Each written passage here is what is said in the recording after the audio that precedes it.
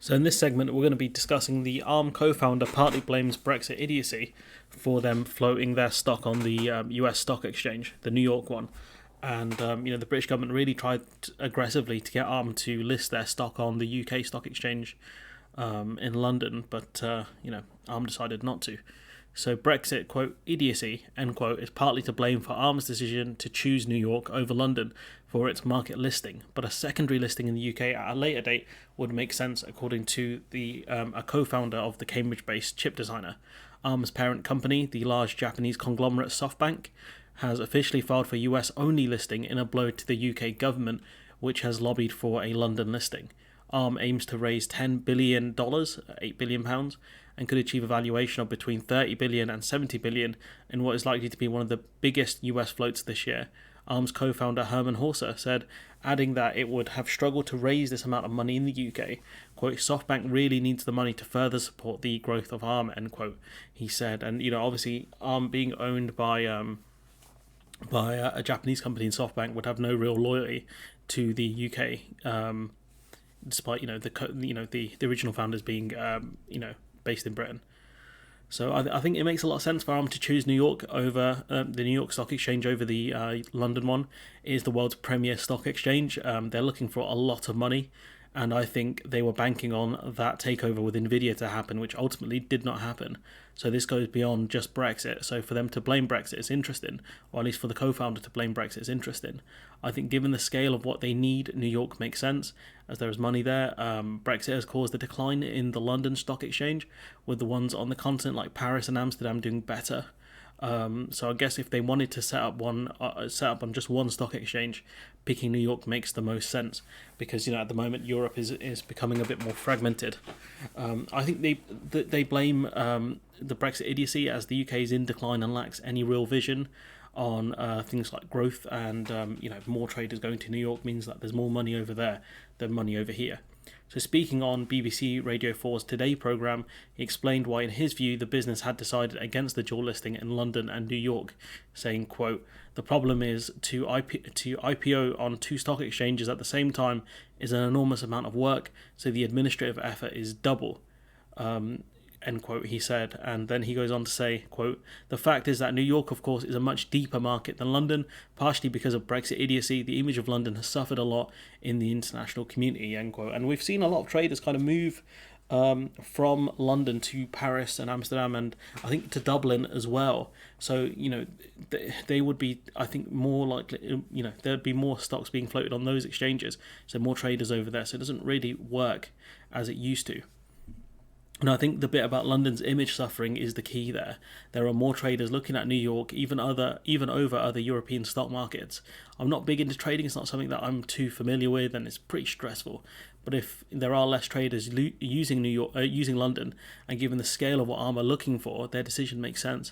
Brexit has split the stock trading in Europe, but setting up in London would have made some sense outside of Brexit and all this other stuff if all this nonsense wasn't happening.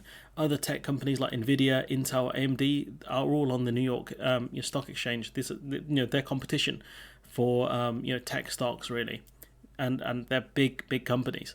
So combined with the scale of what they're looking for plus Brexit, it's not good for the UK. Because it would have been a good option for, I think, ARM had we not decided to shoot ourselves in the leg multiple times.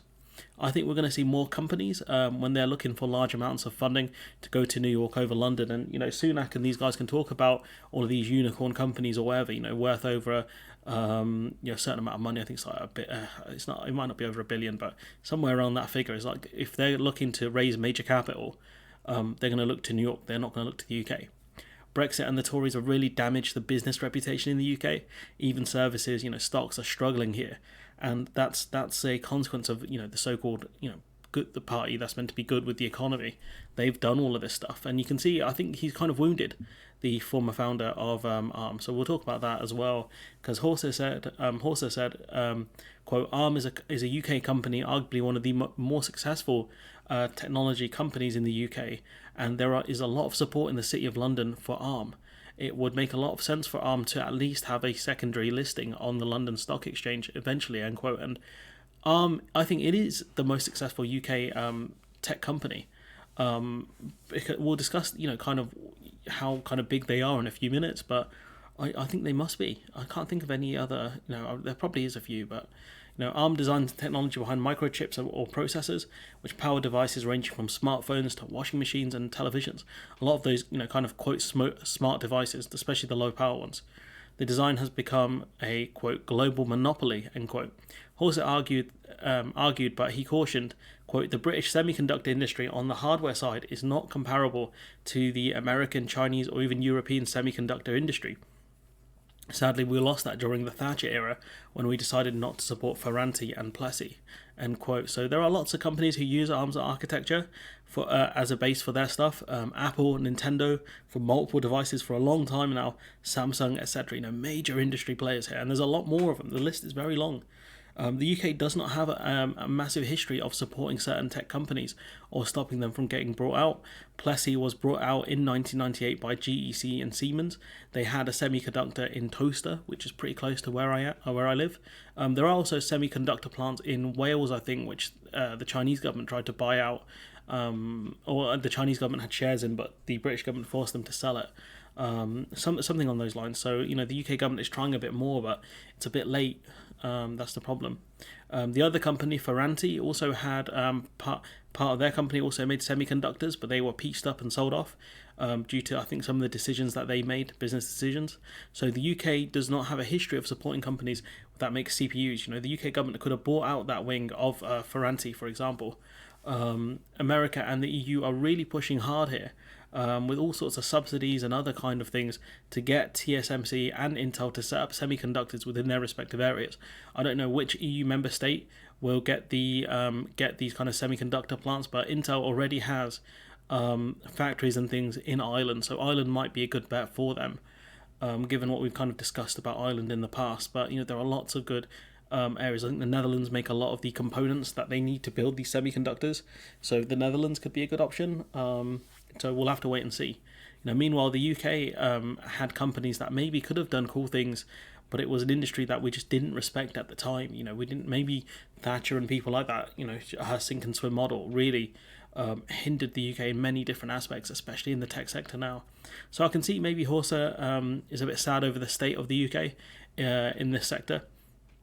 Maybe he sees it as something, a really missed opportunity for us.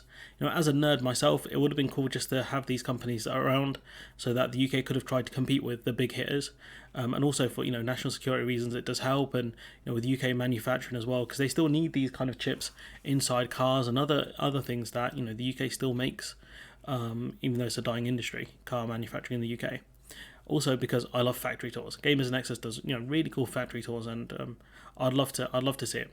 I don't know which EU country will really do well out of London's fall as the stock trading hub, because we can see that ARM could have set up it somewhere else in Europe if they wanted to, but I think given that ARM has links to the UK, it might be one of the reasons why kind of the former co-founder was talking about setting up here. Maybe that's one of the reasons why. But regardless of who the ultimate winner is of the kind of fall of London as the stock trading hub and services hub, I think it could be Dublin or Paris. Ultimately, the real winner here is not anyone in Europe, it's New York. New York's the major winner here.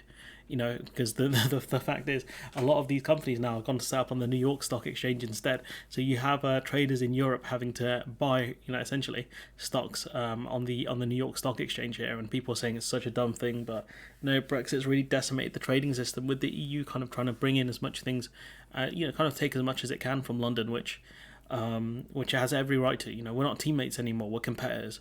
That's the key fact of it.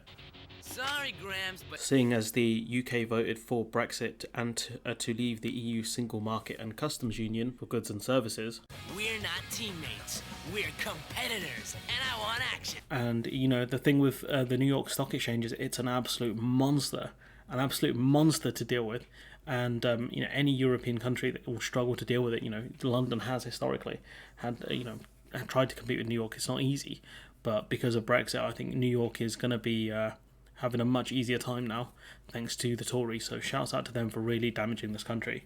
Don't forget, this is the party of F business. But anyways, I'm going to leave it there. Let me know what you think in the comments below.